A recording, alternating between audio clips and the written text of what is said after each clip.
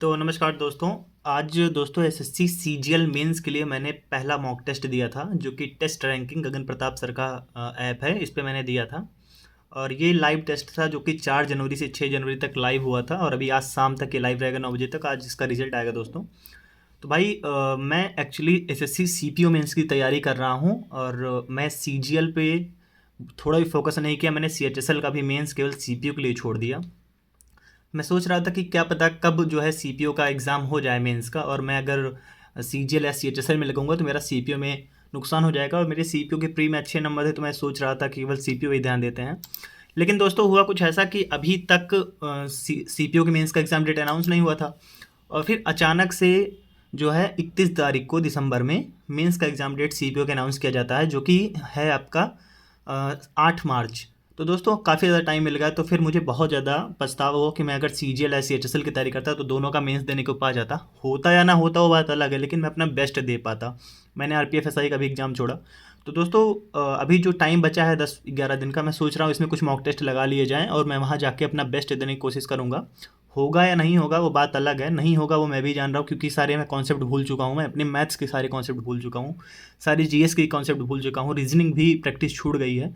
मैंने जून के बाद से, जून 2024 में आपके सीपीयू प्री का एग्ज़ाम हुआ था, उसके बाद से मैंने मैथ्स देखी नहीं है, ना ही जीएस देखा है, ना ही रीजनिंग। तो काफ़ी दिनों के बाद, करीब 6 महीने के बाद आज मैंने मैथ के क्वेश्चन को अटेम्प्ट किया मेंस के एग्ज़ाम के दोस्तों, तो कि जो कि गगन प्रताप सर के ऐप पे था। तो ओवरऑल आप लोगों ने देख ही लिया होगा, 8,284 8,284 रैंक आई है आउट ऑफ 19,169 कैंडिडेट्स। 276 मेरा स्कोर है आउट ऑफ 390।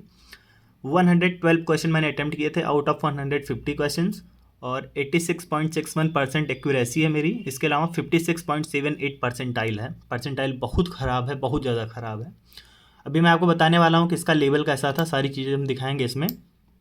इसके अलावा अब मैं कोशिश करूँगा कि सारे प्लेटफॉर्म के टेस्ट को अटैम्प्ट करूँ, क्योंकि अगर यही चीज़ थोड़ा पहले सीपी मेंस के एग्ज़ाम डेट को अनाउंस किया गया होता तो मेरे लिए कुछ, मेरे लिए अच्छा हो जाता, और कम से कम मैथ्स और जीएस की थोड़ी बहुत प्रैक्टिस हो जाती, तो मेरा स्कोर आसानी से 290 के अराउंड पहुँच रहा होता।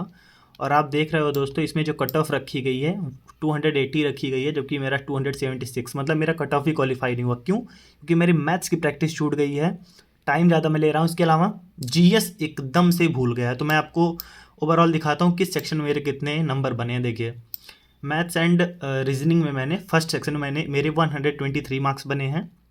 अब देखिए कितना कम, कितने कम स्कोर है, मतलब कि जहाँ ये 180 का होता है, इसमें कम से कम मिनिमम आपका स्कोर होना चाहिए एटलीस्ट 160 के अराउंड होना चाहिए। कितना कम इसमें स्कोर है। इंग्लिश एंड जीएस में देखिए 153 है आउट ऑफ 210, तो स्कोर काफ़ी ज़्यादा कम है। कंप्यूटर का सेक्शन मैंने अटैम्प्ट नहीं किया है, क्योंकि कंप्यूटर मैंने अभी तक पढ़ा भी नहीं है, तो मैंने कंप्यूटर को अभी अटैम्प्ट भी नहीं किया है।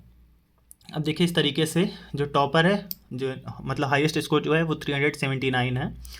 अब मैं एक बार आपको टॉप 10 कैंडिडेट्स जितने हैं उनको एक बार दिखाने की कोशिश करता हूँ। देखिए ये टॉप 10 ये रहे, जिसमें 10th नंबर पे जो है 363, और जो फर्स्ट रैंक पे 379 है। बाय द वे इससे हमको मतलब नहीं है। एक बार मैं आपको सोल्यूशन पे लेके चलता हूँ और आपको दिखाता हूँ किस तरीके से इसका क्वेश्चन जो मेरे गलत हुए हैं और क्या सारी चीज़ें हैं। ठीक है, अब देखिए यहाँ पे मैथ्स के मेरे देख रहे होंगे आप, मैथ्स में मेरे सिर्फ जैसे 30-30 क्वेश्चन आते हैं, तो मैथ्स के मेरे देखिए 30 तक यहाँ पर है। तो मैथ्स में मैंने 2 क्वेश्चन 26-27 यहाँ छोड़ा है, और 4 क्वेश्चन मैंने मैथ्स में ओवरऑल छोड़े हैं, 3 मेरे गलत हुए हैं। तो 7 तो यही हो गया भाई। ठीक है, 3 गलत 4 छोड़ दिया, 23 ही सही हुए मेरे मैथ्स में। हम रीजनिंग में आ जाइए। रीजनिंग में जब हम आते हैं यहाँ से 31 नंबर से, 2 क्वेश्चन ये छोड़ दिया, 3 ये गलत हो गया। इसके अलावा ये लास्ट के मैं क्वेश्चन देख ही नहीं पाया हूँ। आप देखो ये सारे क्वेश्चन मैं देख ही नहीं पाया हूँ। क्यों? क्योंकि मेरे को टाइम कम पड़ गया। तो ये सारी चीज़ें, स्पीड, क्योंकि मेरा प्रैक्टिस छूट गई, ये सारी चीज़ें हो सकती हैं। अगर प्रैक्टिस होती है सारी चीज़ें हो सकती थी। बहुत कठिन क्वेश्चन नहीं है ये सारी चीज़ें। अब देखिए इंग्लिश एंड जो हम जीए में आते हैं, तो यहाँ से स्टार्ट होता है ये।